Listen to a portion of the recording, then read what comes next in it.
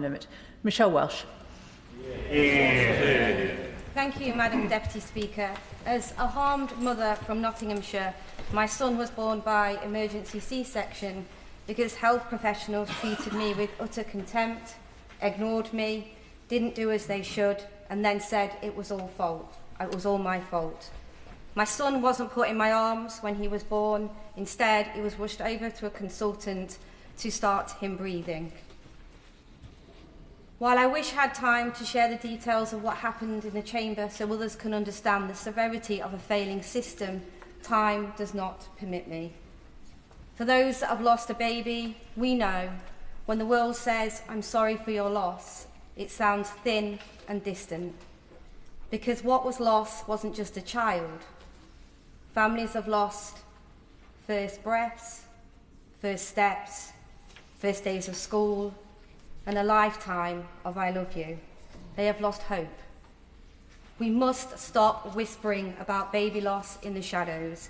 We must speak about the preventable errors, the missed opportunities and the systematic failures in our maternity services that have turned dreams into dust. Grief is a fact, but these failures are not inevitable. For too long, the grief of affected families has been treated as a private sorrow, an isolated tragedy. But let me be clear, these are not isolated incidents. The heartbreak and loss are a consequence of a system that is failing. A system where warnings are missed, staff is insufficient, and preventable errors steal precious futures. Tragedies are swept under the carpet, and families have to fight for answers. We've heard the data, we've read the reports, and we have shared our devastating stories. We know the truth. Maternity services are fundamentally broken, and our babies are paying the price. I'm not asking for a miracle, but I am demanding competence, safety, and accountability. A country where every mother who walks into a delivery room knows she's in the safest hands possible, and that her baby will be protected. Our children deserve that safety, and the children yet to come deserve it too. And while we cannot bring back the precious babies we lost, we can honour the memory by ensuring their fate is never repeated. We are not just mourning a past, we are fighting for a future where safety is guaranteed, where every mother is heard, and where every birth is met with the excellence and dedication it deserves. Let the memory of the children we hold in our hearts be the light that guides our resolve. Let the stories be the steel in our spine. We pledge to them and to ourselves we will fix maternity services. We'll build a legacy of safety so powerful that their short lives will forever protect the long lives of others. And we will do it for good. I know from my own experience as a harmed mother in Nottinghamshire that speaking out and sharing what are potentially the most traumatic and personal experiences can be terrifying. And I want to commend those who have spoken out publicly and to the hundreds of families that I've spoken personally to me about their experiences. From talking to thousands of women and families, I've seen the recurring issues that are consistent within our maternity services, including a culture of women not being listened to, a lack of accountability, and a situation that when babies have died in the most horrendous circumstances, families are having to fight over and over again for answers, reliving the worst moments of their lives over and over again because the systems in this country are quite frankly broken. I was the first elected member in Nottinghamshire's call for an independent review into maternity services at Nottingham University Hospitals Trust back in 2020. I'm immensely grateful for the families, some of whom are in the gallery today, for leading that fight for change in Nottingham. We know that almost 1 in 5 stillbirths and neonatal deaths in this country could have been prevented through better care. Yet the previous government failed to act on this crisis, and families across this country have suffered immensely as a consequence. If I hear one more time that the previous government minister got up and said they were going to do it, yet they didn't.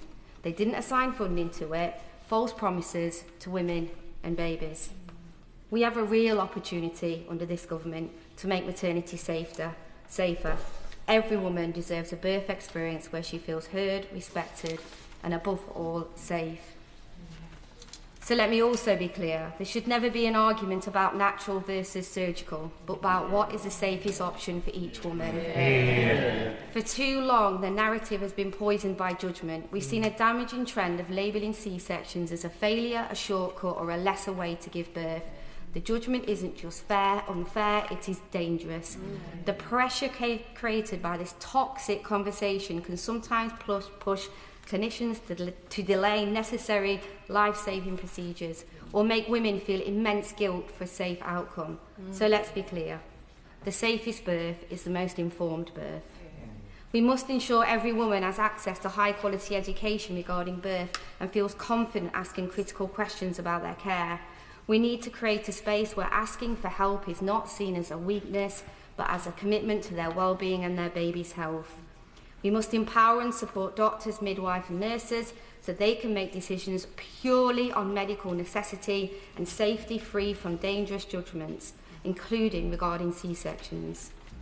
That requires ensuring the workforce is in place to allow clinicians to be able to do their job, making sure they can make time for training and, most importantly, give them time to listen again. A key part of this conversation is continuity of care. It's about ensuring that midwives are given time with women to fully understand each individual's needs and wants. And by doing so, we can reduce the number of instances where potentially life-threatening issues are missed and women fall through the cracks. Continuity of care can help address disparities in maternity.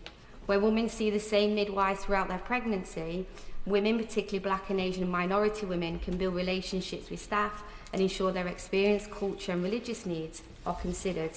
It creates a safer place for women to discuss sensitive issues and removes the frustration of having to repeat your story to numerous staff.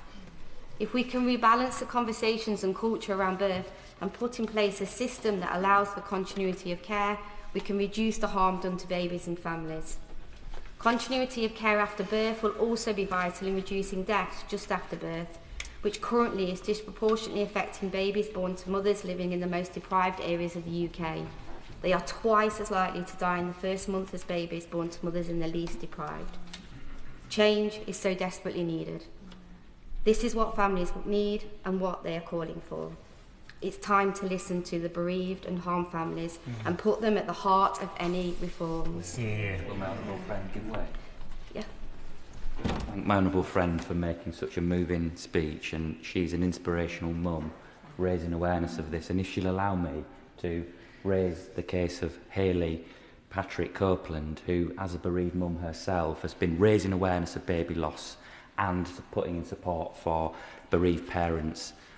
But what I would like to do, if I may, is put on record for centuries to come in this place the names of her children, Alia and Aaliyah, who she lost. And so would my honourable friend join me in remembering them and commemorating Hayley for her inspirational work, just as she's doing, to raise awareness for baby loss.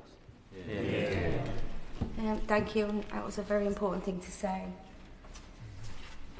I was so pleased when the Secretary of State for Health and Social Care announced a rapid review into maternity services, and I believe he did this to ensure we get on with fixing the problems we know are there, such as continuity of care as soon as possible. It is vital that in doing so we take families with us and ensure they are listened to and treated with respect. Let's not waste this real opportunity to change the systems that have been harming families for far too long. The final key aspect I'd like to address is the need for true accountability. Too often, negligence leads to loss. The failures are there for everyone to see. And recent cries to reduce accountability, I ask you this: how can accountability be reduced today in order to improve maternity services when it isn't even there in the first place? So I'm not talking about hounding midwives and obstetricians, but I am saying if someone makes a mistake again and again and again and again, as we have seen in Nottinghamshire, and families have to fight for the truth, where mothers leave a hospital and made to think it is their fault, then there has to be accountability. Yeah. A process of accountability and a support that allows good midwives to become great midwives, and where families are clear about a process that works with them to get the answers and the truth without having to fight. My friend could weigh on that point. My friend's making an absolutely excellent speech and is a great advocate on this subject. I'm sure she knows about the Embrace data, which shows mortality rates across the country. Like Nottinghamshire, Leeds has very high mortality rates, in fact the highest in the UK, 70% higher than the average. Those preventable baby losses are not an accident, they're not a statistical mistake. And does she agree with me that the leadership of hospital trusts with such high rates need to take accountability and to fix it? This is not an issue for individual maternity units, but should be taken by the chief exec and the highest level at teaching hospitals. I absolutely agree, and I think in Nottinghamshire, if we'd had that, we would have a very different story now. This starts by building a culture that allows people to stand up and say, this is went wrong and this is why. I made a mistake here and I am sorry. It's time to fix it. We cannot accept any more scandals in maternity in this country. There will, of course, be times when nothing more can be done, through nobody's fault. But in those instances where mistakes were made, clinicians need to come forward. We need to learn from mistakes. How do we learn from mistakes if they are never identified? Regulatory frameworks such as the Care Quality Commission, the midwifery medical councils need to step up. The evidence is there for all to see in Nottinghamshire. The NMC failed, the GMC failed, and the CQC failed. All of these organisations were informed over and over again about what was happening in Nottingham, and nothing was done. Not one thing, and still to this day, no one has been held accountable. I welcome the government's decision to publish a consultation on secondary legislation to modernise regulatory frameworks. I'd be grateful to hear more about this conversation, and I ask that the government involves bereaved and harmed families in this process to understand how regulation must also work for families, and that they also work with organisations such as the Royal College of Midwives to ensure that clinicians are involved. In any reforms and change, there must be balance. It's time for this Labour government to take action. What successive governments have allowed to unfold in maternity care tells a devastating story about how little the lives and experience of women are valued. Those of us who are made to feel completely expendable at the most vulnerable moments of our lives will know this to be only too true. How this government chooses to respond is a powerful opportunity to send a decisive message about how it views and values women. It is possible to make change. And every day I meet fantastic organisations run by people who have used their own experience to fuel their work in changing lives. Jo Cruz from Delivering Better, Sharon Luca from the Luca Foundation, Heidi Eldridge from the Marlmere Academy, Luther Cochrane from the Dignity and Care Network, and Chloe Tanuki from 5 Times More. I could name so many more. It is truly astonishing how many people across the country are working to the bone to improve our maternity and bereavement services. From all corners of our society, from mothers to midwives, all pushing for change for women and babies of the future. This is no longer just a campaign, this is a movement. And if the government and NHS do not act now, they risk being left behind. We are facing many crises within our maternity services, but the only way through it is together. Families, midwives, mothers, fathers, nurses, obstetricians, charities, decision makers, members of Parliament, all coming together in this movement to fundamentally reshape our services to put safe birth, continuity of care and accountability at the centre. I believe we're all here today bound by a shared heartbreaking truth that no parent should have to say goodbye before hello. Families affected deserve more than condolences. It is up to us in this chamber, to demand an end to the preventable failures, the systematic neglect and the outdated protocols that steal futures. Grief must become the engine of change. It is not enough to patch a broken system, we must build it stronger and safer than ever before. For every baby whose life was too short, for every family left shattered, and for every future family depending on us right now, our task is clear. The time for analysis is over. The time for delay is over. And I will not rest until our maternity services are fixed, permanently and profoundly.